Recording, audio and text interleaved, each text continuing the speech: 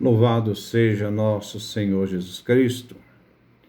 Nós vamos fazer o comentário, a primeira carta de São Paulo aos Coríntios, 35º encontro, 1 Coríntios capítulo 14, versículo 26 a 40, a ordem da igreja. Ouçamos então o nosso texto. 14, 26 a 40. Que fazer, então, irmãos?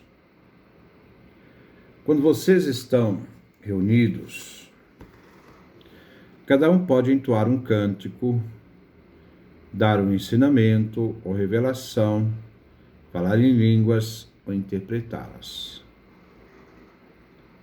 Mas que tudo seja para edificação. Se existe alguém que fala em línguas, fale em 2 ou no máximo 3, um após o outro. Que alguém as interprete. Se não tem intérprete, que o irmão se cale na assembleia, fale a si mesmo e a Deus. Quanto aos profetas, que 2 ou 3 falem. Os outros profetas deem o seu parecer. Se alguém que está sentado recebe uma revelação, cale-se aquele que está falando. Vocês todos podem profetizar, mas um por vez, para que todos sejam instruídos e encorajados. Os espíritos dos profetas estão submissos aos profetas, pois Deus não é um Deus da desordem, mas da paz. Que as mulheres fiquem caladas nas assembleias, como se fazem em todas as igrejas dos cristãos, pois não lhes é permitido tomar a palavra. Devem ficar submissas, como diz também a lei. Se desejam instruir-se sobre algum ponto, pergunte aos maridos em casa. Não é conveniente que a mulher fale nas assembleias.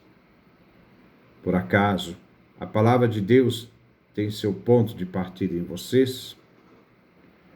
Ou foram vocês os únicos que a receberam? Se alguém julga ser profeta ou inspirado pelo Espírito, reconheça o mandamento do Senhor nas coisas que estou escrevendo para vocês. Todavia, se alguém não reconhecer isso, é que também Deus não é reconhecido. Portanto, irmãos, aspirem ao dom da profecia e não impeçam que alguém fale em línguas, mas que tudo seja feito de modo conveniente e com ordem. Este é o nosso texto que nós vamos refletir no dia de hoje. Versículo 26. Que fazer então, irmãos?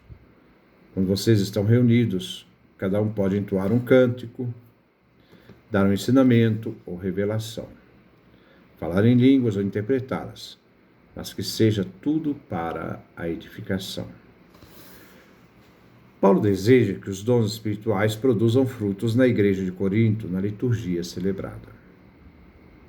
Mas ele alerta que deve ter limites, que sejam respeitadas as ordens que garantem a unidade da igreja. Somente assim a igreja é edificada. A igreja não é uma anarquia, onde cada um faz o que quer, cada um pensa como quer. Paulo inicia falando do canto. Não se trata só dos 150 salmos do Antigo Testamento, mas de cânticos semelhantes aos salmos. Por exemplo, no Novo Testamento, o canto de Benedictus, Lucas capítulo 1, versículo 68, o cântico de Zacarias, ou Magnífica, Lucas capítulo 1, versículo 46. Deve-se manter a doutrina de interpretação da revelação na Sagrada Escritura. Fala do dom de línguas e sua interpretação, tudo para fortalecer a comunidade de fé a partir da oração. Rezando o que se crê. A liturgia deve fortalecer a igreja e a fé daqueles que reúnem em oração. Versículo 27. Se existe alguém que fale em línguas, fale em 2 ou no máximo 3, um após o outro, e que alguém as interprete. Na liturgia tem limites para quem tem dom de línguas. Não se deve exceder a 3, no máximo, mas deve ter ordem. Não se deve falar ao mesmo tempo, num frenesi, mas em ordem um após o outro, com a condição de que alguém interprete o que é anunciado. Senão, se não tem ninguém para interpretar, não serve para a unidade da igreja. Só se houver o intérprete, se deve falar na liturgia em línguas. O Espírito só se manifesta na ordem revelada, revelando assim ser verdadeiro aquilo que ele diz. Versículo 28. Se não há intérprete, que o irmão se cale na assembleia, que ele fale a si mesmo e a Deus. A não ter intérprete para aqueles que têm o dom da língua, então que eles se calem. Que fale então para si mesmo, fale com Deus no silêncio. O falar em línguas sem intérprete não edifica a igreja. Versículo 29. Quanto aos profetas, que 2 ou 3 falem, e os outros profetas deem o seu parecer. O mesmo ocorre com os profetas, que também devem obedecer uma ordem na igreja, que celebra. Deve-se distinguir entre os profetas, membros da comunidade, que falam de forma ocasional. Sob a inspiração dos profetas, que ao lado dos apóstolos doutores, formava a base estruturante e estrutural da igreja. A igreja deve examinar antes, confirmando ou não, se o que dizem vem do Espírito Santo ou não. Eles têm, então, o direito de interpretar, de dizer se é verdade ou não, se condiz com aquilo que a igreja crê ou não, aquilo que vem dito. Versículo 30. Se alguém que está sentado recebe uma revelação, cale-se aquele que está falando. Então, se alguém que está sentado recebe uma revelação, uma frase, cale-se aquele que está falando. Existe um critério, a harmonia entre o que é dito e a fé recebida da comunidade. Nada deve se opor à doutrina. Aqui vemos um membro da igreja em liturgia, que recebe uma revelação, visto que ele aqui fala ocasionalmente, mas ele deve falar, e aquele que está falando deve calá-lo para ouvir. Deve se calar para ouvi-lo. Então, versículo 31. Vocês todos podem profetizar, mas um por vez, para que todos sejam instruídos e encorajados. Assim se deve seguir uma ordem. O dom pode ser dado a todos, mas a profecia tem 2 funções fundamentais. Primeiro, a instrução daquilo que a igreja crê, da fé recebida pela igreja. Segundo, a fim de que o que vem dito seja para encorajar os membros da igreja a viver a fé, ser testemunha no mundo adverso à fé. Versículo 32. Os espíritos dos profetas estão submissos aos profetas. O Espírito não deixa de suscitar na igreja quem tenha capacidade carismática. Mas estes espíritos estão submetidos aos profetas, que fazem parte da estrutura da igreja.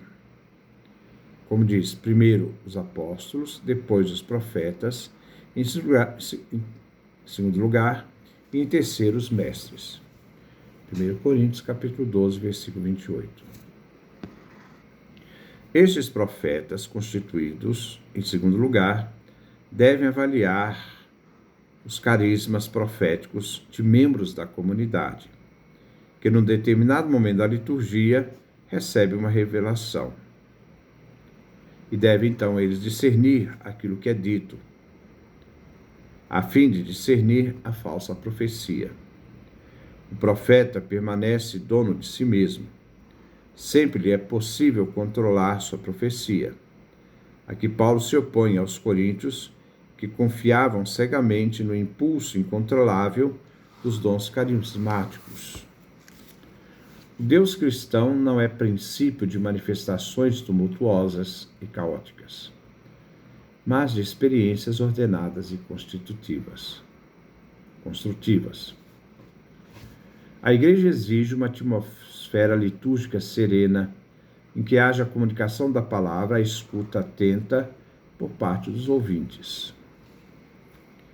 De que não se exige uma adesão emotiva, uma aceitação lúcida, sim, crítica, avaliada pelos responsáveis da comunidade da Igreja.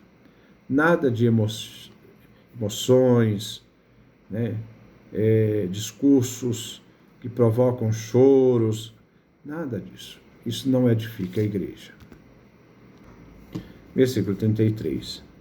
Pois Deus não é o Deus de desordem, mas de paz. Assim devem os responsáveis pela Igreja e em sua liturgia garantir a verdadeira profecia, os ministérios na Igreja, numa ordem. Não se deve haver desordem, desarmonia, mas criar um ambiente de paz. Tudo que vem de Deus só pode promover união. A paz e a ordem. O que não vem de Deus provoca desunião, guerra e desordem. Isto é, união, paz e ordem são princípios fundamentais para a vida da Igreja e sua liturgia. Versículo 34. Que as mulheres fiquem caladas nas assembleias litúrgicas, como se faz em todas as igrejas dos cristãos, pois não lhes é permitido tomar a palavra. Devem ficar submissas, como diz também a lei. No contexto da época, que era uso de todas as igrejas, aqui chamada de igrejas dos cristãos, mas na verdade deveria ser chamada Igreja dos Santos, isto é, daqueles que foram purificados, separados de Deus, no mistério da cruz redentora de Jesus, exige-se que as mulheres fiquem caladas na Assembleia. Paulo não proíbe as mulheres de comunicar a inspiração que lhes forem feitas, as inspirações que lhes forem feitas, como as 4 filhas do diácono Filipe, de Atos capítulo 21, versículo 9. Mas ele pede que as mulheres não disputem sobre aquilo que havia sido dito nas assembleias. Alguns afirmam que esses versículos 34 e 35 se trata de uma interpolação, um acréscimo na carta aos Coríntios, pois contradiria o que Paulo disse na primeira carta aos Coríntios, capítulo 11, versículo 5, onde Paulo afirma que a mulher que profetiza e reza deveria ter a cabeça coberta por um véu.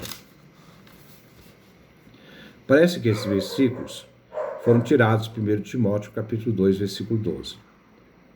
Mas, na realidade, 1 Coríntios 11, 2, 16, trata da atividade carismática das mulheres, enquanto aqui Paulo refere a uma proibição no ato de pedir explicação. Versículo 35. Se desejam instruir-se sobre algum ponto, pergunte aos maridos em casa.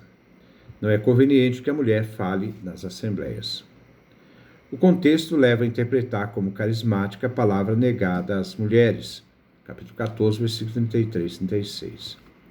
Paulo estava preocupado em evitar uma atmosfera de confusão na liturgia, na oração. Paulo proíbe intervenções não carismáticas das mulheres, isto é, que fazem perguntas sobre alguma coisa nas celebrações para esclarecer um ponto. Isso se deve deixar para depois, não precisa, ali naquele momento litúrgico não é o momento de fazer pergunta. Mas não existe proibições às mulheres quando suas manifestações sejam carismáticas, porque se proibisse, Paulo iria se opor à liberdade do espírito profético, que fala tanto em homens quanto mulheres. A inconveniência está em fazer perguntas dentro da Assembleia, não em profetizarem. As dúvidas se deve tirar em casa, conversando com o marido. O falar significa querer perguntar, para esclarecer dúvidas.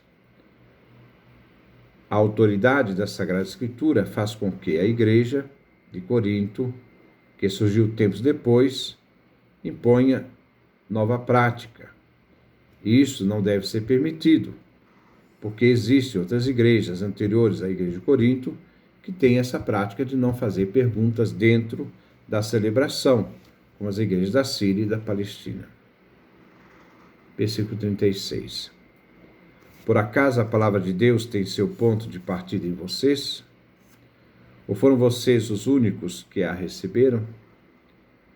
A palavra de Deus é anterior à Igreja de Corinto. A tradição do anúncio antecede a fé dos coríntios.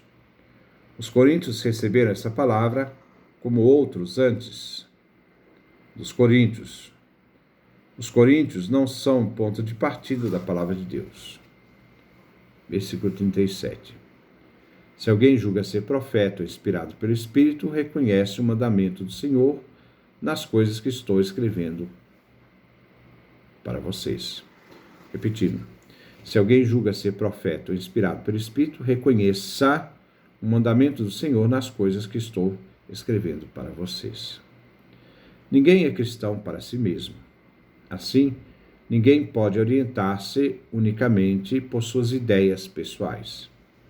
Só é possível ser cristão na qualidade de membro do corpo de Cristo, a Igreja, subordinando-se à Igreja.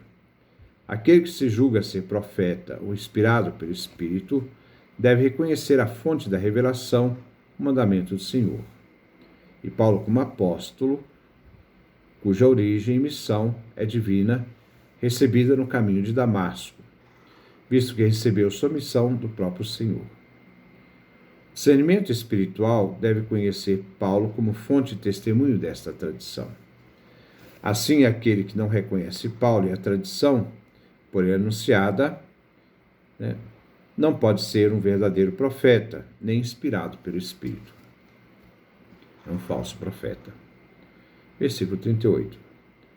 Todavia, se alguém não conhece isso, e que também Deus não é reconhecido. Repetindo, todavia, se alguém não conhecer isso, é que também Deus não é reconhecido. Aquele que não reconhece Paulo portador da tradição é porque não reconhece a Deus, que confiou a Paulo a missão apostólica, a missão divina. O que Paulo transmite à igreja está de acordo com o Espírito. Aquilo que Paulo anuncia em suas prescrições traz o peso do mandamento do Senhor, visto que ele foi mandado por Cristo Jesus e revela a vontade do Salvador. Todo aquele que verdadeiramente é inspirado pelo Espírito deve reconhecer em Paulo a presença operante do ressuscitado, que apareceu a ele no caminho de Damasco. Aquele que rejeita Paulo, rejeita também Deus. Versículo 39. Portanto, irmãos, aspire ao dom da profecia e não impeçam que alguém fale em línguas. Desde respeito à ordem e harmonia, aqui relatada por Paulo,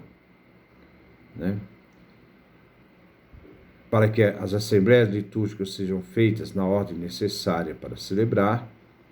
Então, se essa ordem é respeitada, ela pode ser exercida pela comunidade e por aqueles que dirigem a comunidade serem respeitadas. Aqui vemos, resumido, tudo o que Paulo falou e exortou no capítulo 14. Exorta a preferir o carisma profético e não impedir que se fale em línguas. Versículo 40. Mas que tudo seja feito de modo conveniente e com ordem. Assim, nas assembleias litúrgicas, que possa existir uma ordem, uma taxis, ordem, para evitar o excesso, o frenesi que se vê em celebrações pagãs. Por exemplo, no frenesi e no êxtase das celebrações de Baco, Dionísio, deus do vinho, e seus bacanais. Então, este é o nosso comentário. Que Deus nos dê a sua graça, a sua bênção, a sua face resplandeça sobre nós.